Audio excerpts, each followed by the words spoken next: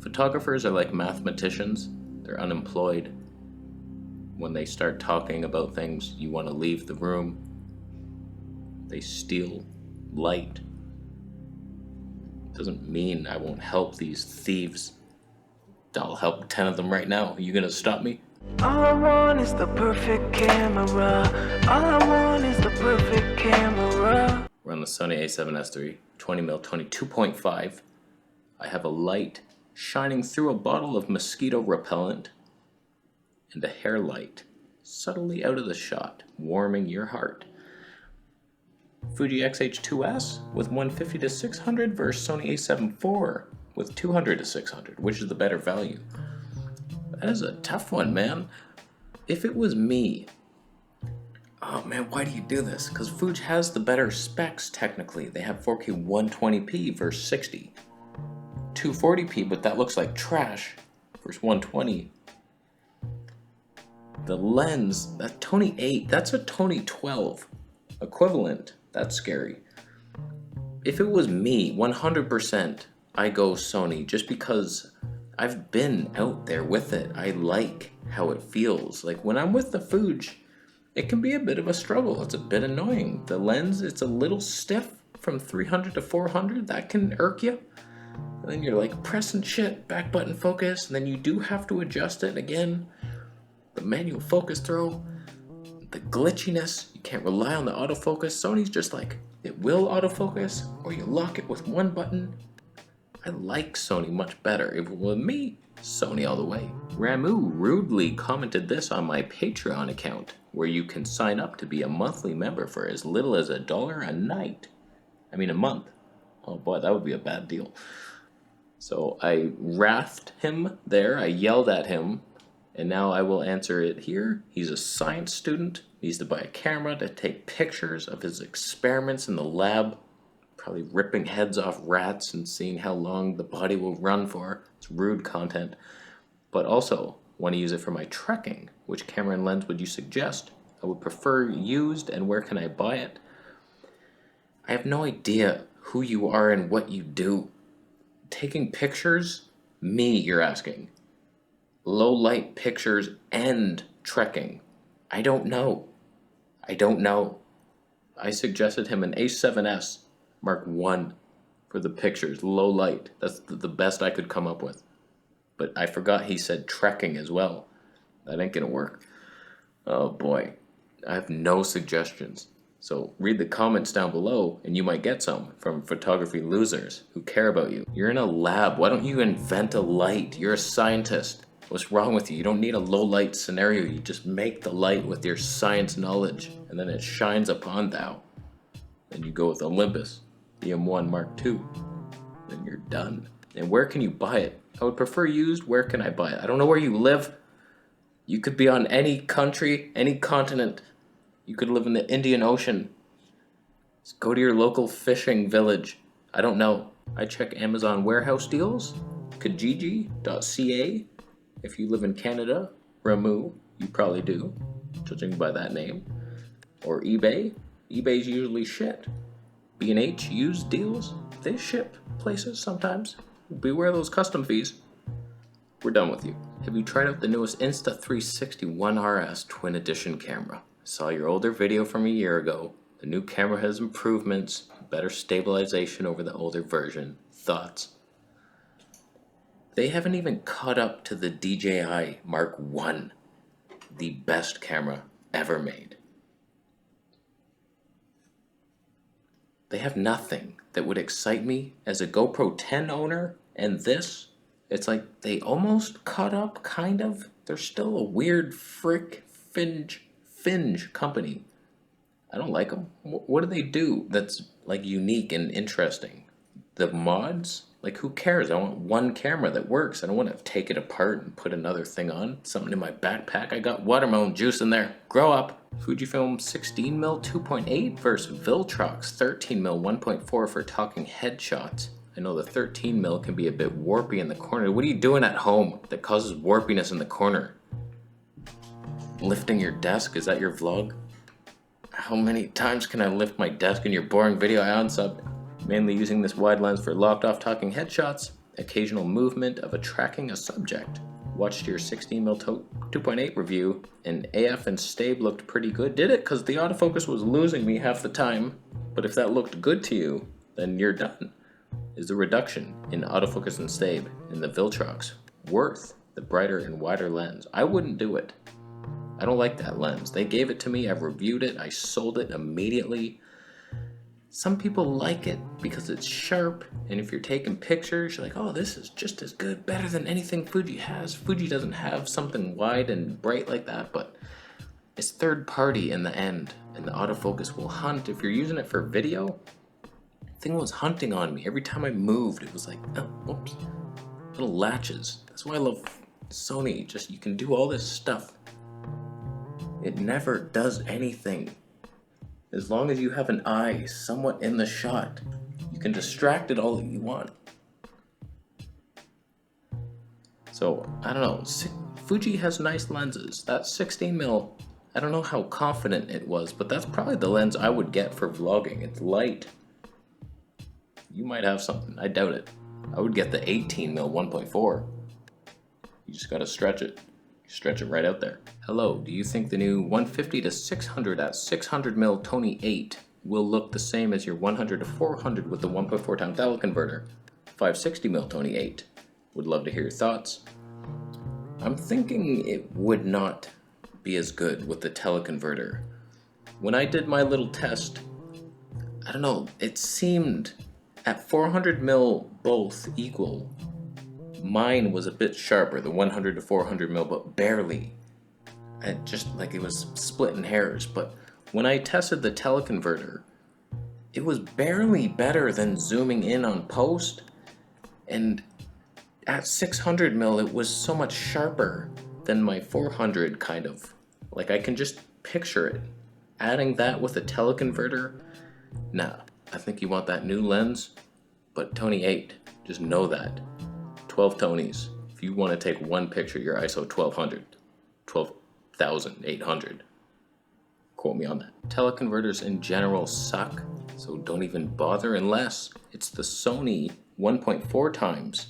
On this A7S III, because there's like no megapixels in here, that 1.4 actually makes a bigger difference than zooming in on post, so I kind of like the idea of my 200 to 600 with the 1.4. You're looking at like 900 plus mils, full frame. Huh? So the answer is get a Sony camera, you're a loser. A6600 versus XS10 R7. This is my first camera, so let me know which one you would choose if it was your case. You need a hybrid camera, more inclined towards video cinematography.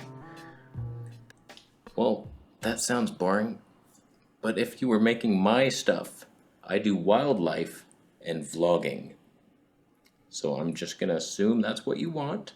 A6600 is old tech. You'll be in focus with shaky ass footage, 4K 8-bit files, disgusting rolling shutter. It's too old. They need to update that camera. That's the A6300 still, basically. 2014 tech. Fuji XS10, I don't know, man. It's a budget option. You might be out of focus quite a bit. Stabe's not great. It's cheap. You get a nice filmic look. R7, I know I punched it pretty hard in the gut, but I'm kind of intrigued. Now that the disappointment of the XH2s and the Olympus OM1, it's like, what are you guys doing? With your magical firmware in the mist might come one day to fix you. Or Olympus is like, we hate video shooters. Make it as hard as possible for them to shoot anything. The R7 might sneak up on you as the best APS-C camera ever known. Think of this, you get the 100 to 500.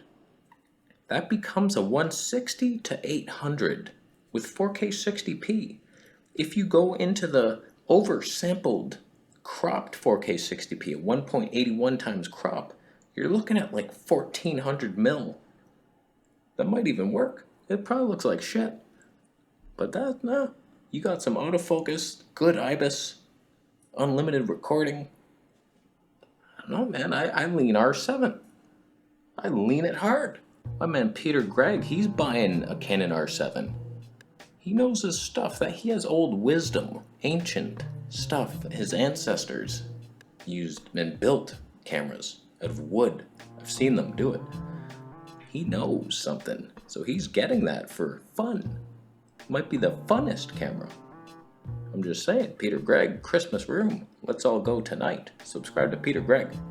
You do it. What is the focal length you use most often? Is it 35mm? It is not. That's for special occasions. That's the Voigtlander 35mm Tony 1.2. And we back it up a notch. And it's fun times around here. But usually I switch my mind a lot. I like this. This is the 20mm. Sometimes I go into baddest mode, 25mm.